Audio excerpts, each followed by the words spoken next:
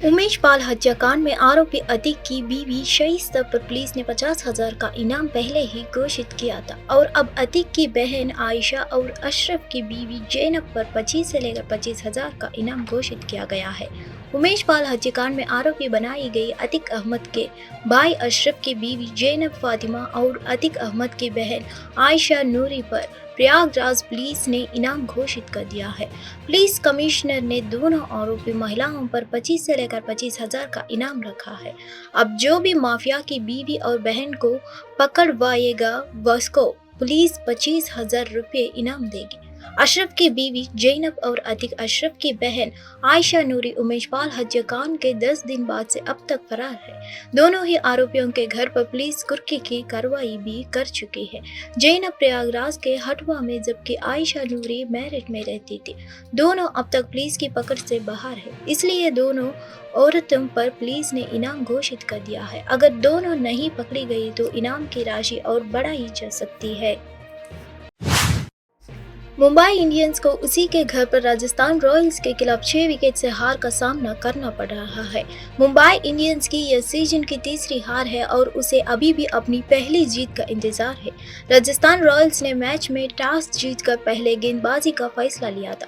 ऐसे में पहले बल्लेबाजी करने उतरी मुंबई इंडियंस की बल्लेबाजी इस मैच में लड़खड़ा गई और टीम निर्धारित 20 ओवरों में 9 विकेट के नुकसान पर सिर्फ 125 रन ही बना पाई। इसके जवाब में राजस्थान रॉयल्स ने रियान पराग के अर्धशतक के दम पर 15.3 ओवरों में ही यह मुकाबला अपने नाम किया। मुंबई इंडियंस अंक तालिका भी अभी भी आखिरी स्थान पर है। वहीं इस मुंबई इंडियंस द्वारा हार के हैट्रिक लगाने के बाद हार्दिक पांड्या ने कहा कि उनका विकेट मैच का अहम टर्निंग पॉइंट रहा। मुंबई इंडियंस को मिली हार के बाद हार्दिक पांड्या ने पोस्ट मैच प्रेजेंटेशन में कहा, हाँ, एक कठिन रात, हमने उस तरह से शुरुआत नहीं की जैसी हम शुरू करना चाहते थे। मैं मुकाबला करना चाहता था। हम 150 से 160 के आसपास पहुंच जाने की अच्छी स्थिति में थे, लेकिन मेरे विकेट ने उन्हें खेल में वापस आने की अनुमति दी। मुझे और भी बहुत कुछ करने की जरूरत थी। ये ठीक है, हमें ऐसी सतह की उम्मीद नहीं थी, लेकिन आप इसे हमेशा बल्लेबाज के रूप में नहीं रख सकते। कई बार गेंदबाजों के लिए अपनी बात रखना अच्छा होता है। यह सब सही चीजों करने के बारे में है। परिणाम कभी कभी होते हैं, कभी कभी ऐसा नहीं होता है। एक समूह के रूप में हमारा मानना है कि हम बहुत बेहतर कर सकते हैं, लेकिन हमें थोड़ा अधिक अनुशासित होने और बहुत अधिक साहस दिखाने की आवश्यकता है।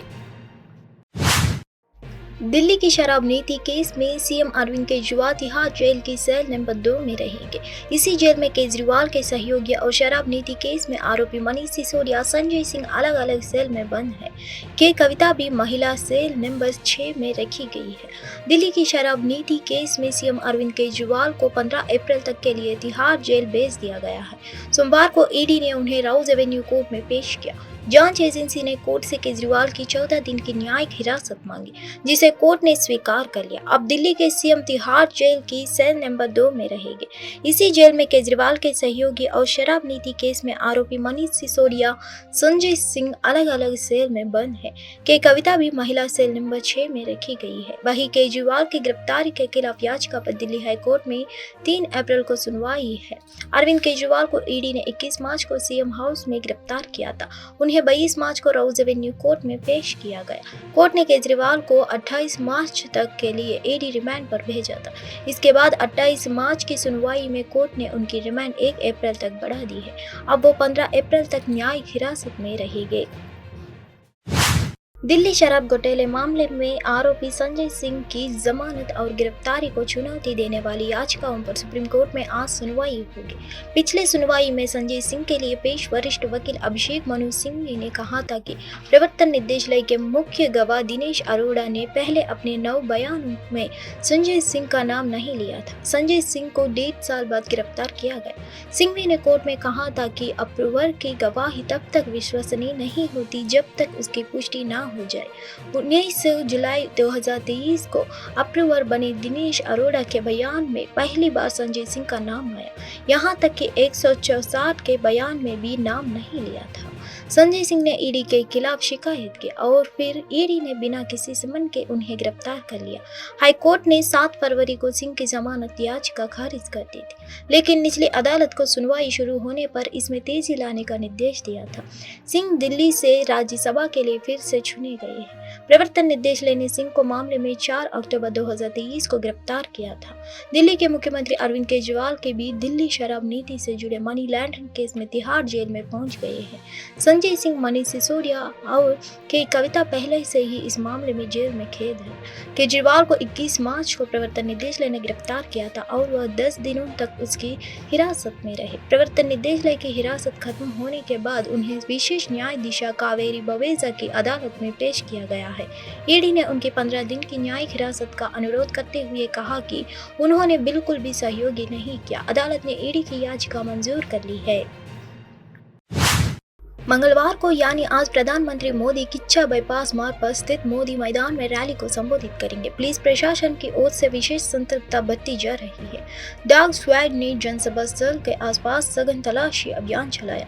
जेपीएस चौराहे के गंगापुर चौराहा तक जीरा जोन पर भारी पुलिस बल तैनात किया गया है। प्रधानमंत्री मोदी मंगलवार को रुद्रपुर पहुंच रहे हैं। वहां यहां मोदी मैदान में आयोजित बसपा की शंखनाद रैली को संबोधित करेंगे। प्रधानमंत्री के आगमन को लेकर जिला प्रशासन और पुलिस ने कमर कस ली है।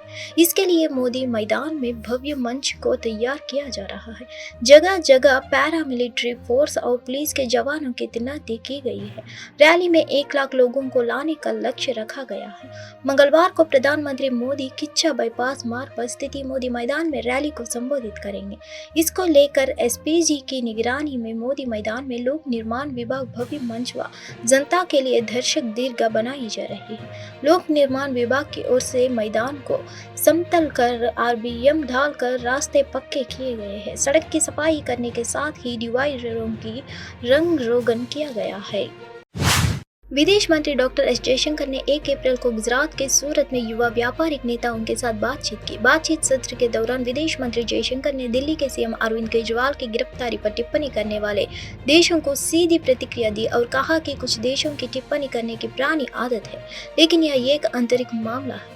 उन्होंने कहा कुछ देश ऐसे हैं जिनकी दूसरे देशों पर टिप्पणी करने और उन्हें ध्यान देने की पुरानी आदत है, लेकिन उन्हें यह भी समझाना चाहिए कि अब समय बीत चुका है और अब बहुत देर हो चुकी है। अगर आप दुनिया से बात करते रहेंगे तो एक दिन दुनिया जवाब देगी। घर पर जो कुछ भी होता है वह उनके घर का मामला है। कुछ देश हैं जिनकी मैं कहूँगा पुरानी आदत है कि दुनिया पे माने अलग देशों पे टिप्पणी करना, दुनिया को ज्ञान देना, इसका अब समय बीत चुका है।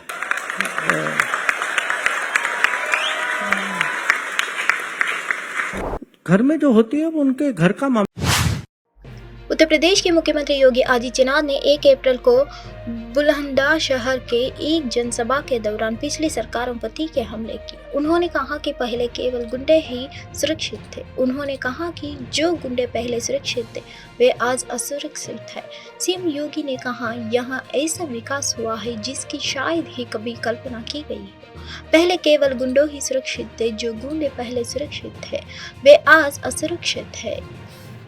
यह परिवर्तन जो असंभव था वह संभव हुआ है। पिछली सरकारों की दंगा पॉलिसी को भी आप लोगों ने देखा है। दंगा होता था, सुरक्षित था तो केवल गुंडे थे या कुछ चंद परिवार थे। आज जो गुंडे पहले सुरक्षित थे आज वे असुरक्षित हुए हैं। यह परिवर्तन जो असंभव था वह संभव हुआ है। पिछली सरकारों की दंगा पॉलिसी को भी आप लोगों ने देखा है। दंगा होता था। मैं 2017 में जब आया था यही विधानसभा चुनाव का शुभारंभ करने के लिए, जब मैंने यहां पे चुनाव की बात कही तो लोगों ने कहा अरे अदानी एयरपोर्ट्स होल्डिंग के सीईओ अरुण बंसल ने भारत के एविएशन की ग्रोथ पर पूछे गए सवाल पर कहा कि वह भारत में एविएशन की ग्रोथ को लेकर काफी उत्साहित है और भारत जल्द ही तीसरी सबसे बड़ी अर्थव्यवस्था बन जाएगी। उन्होंने कहा कि विमानन के मामले में भारत दुनिया का दूसरा सबसे बड़ा विमानन बाजार होगा। एएनआई से बात करते हुए अदानी एयरपोर्ट्स के सीईओ अरुण बंसल ने कहा, हम भारत में विमानन के विकास को लेकर बहुत उत्साहित है। भारत जल्द ही तीसरी सबसे बड़ी अर्थव्यवस्था बन जाएगा। सकल घरेलू उत्पाद की वृद्धि के साथ विमानन में छलांग लगाना तय है। मेरा अनुमान है कि अगले 20 वर्षों में भारत दुनिया का दूसरा सबसे बड़ा विमानन बाजार होगा और इसलिए हमारे लिए निवेश करने के लिए बुनियादी ढांचे की जरूरत है। We as a airport operator, Adani, we are doing few investments which will facilitate passenger journey tremendously. We are digitizing a lot of processes which will for the benefit of the passenger. Right now our focus is to consolidate our presence in India, make sure that we provide best in class experience for our consumers. We are very bullish on the growth of aviation in India. As you know that India will soon become the third largest economy. In next 20 years, in next 2 decades, India will be the second largest aviation market in the world. And benefits for the passengers. What's Adani doing in terms of the infrastructures and betterment for the passengers at airports? So as an airport operator, Adani, we are doing few investments which will facilitate passenger journey tremendously. Number one is the investment in digital tools. So we are digitizing a lot of processes which will for the benefit of the passenger. Number two is to increase the physical infrastructure. As you know, we just recently, yesterday, opened the Lucknow new terminal where we will migrate all the domestic and international flights. And the new terminal is almost 80% larger than the combined T1, T2. We are building a new terminal which will also be commercial in Guwahati. Bharat के रक्षा विनिर्माण क्षेत्र के लिए एक और मील का पत्थर, देश का रक्षा निर्यात अभूतपूर्व स्तर तक बढ़ गया जो 21,000 करोड़ रुपए का पार कर गया। रक्षा मंत्री राजनाथ सिंह द्वारा पोस्ट किए गए बयान के अनुसार वित्तीय वर्ष 2023 से लेकर 2024 में भारत का रक्षा निर्यात बढ़कर 21,083 करोड़ रुपए हो गया। 1 अप्रैल को एक्स से बात करते हुए राजनाथ सिंह ने पिछले वित्तीय वर्ष की तुलना में 32.5% की उल्लेखनीय विकास दर की घोषणा की। यह अभूतपूर्व वृद्धि भारत की रक्षा विनिर्माण क्षमताओं को बढ़ाने और स्वदेशी रक्षा उत्पादन को बढ़ावा देने के लिए पीएम मोदी के नेतृत्व में रक्षा मंत्रालय द्वारा किए गए ठोस प्रयासों और रणनीतिक पहल को दर्शाती है। इस सफलता की कहानी में सार्वजनिक और निजी दोनों क्षेत्रों को लगभग 50 भारतीय कंपनियों में सामूहिक प्रयासों का योगदान है। इन अत्याधुनिक रक्षा प्रौद्योगिकियों को उपकरणों ने रूस, इजराइल और संयुक्त अरब अमीरात सहित अंतर्राष्ट्रीय खरीदारों से महत्वपूर्ण रुचि पैदा की है। विशेष रूप से भारत का रक्षा निर्यात दुनिया भर के 84 देशों और क्षेत्रों में फैला हुआ है।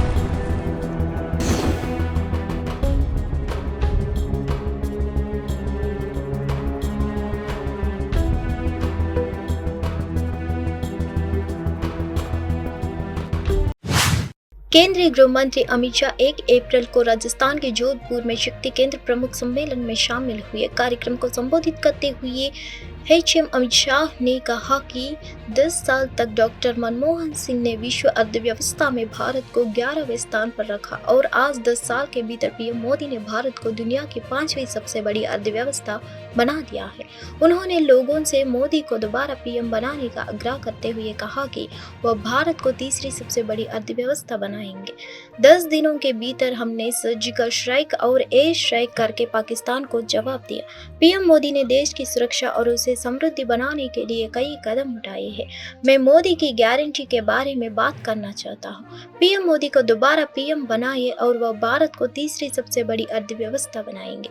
पीएम मोदी ने बीजेपी की स्थापना के बाद से हमने जो भी वादे किए थे उन्हें पूरा किया है।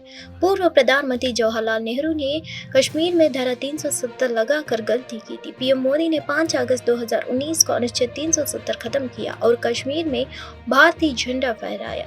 70 वर्ष तक कांग्रेस पार्टी राम जन्मभूमि पर राम मंदिर के मुद्दों से भटकती रही है, लेकिन पीएम मोदी ने न केवल आधारशिला रखी बल्कि 22 जनवरी को प्राण प्रतिष्ठा भी की। गृह मंत्री अमित शाह ने कहा है, 10 ही दिन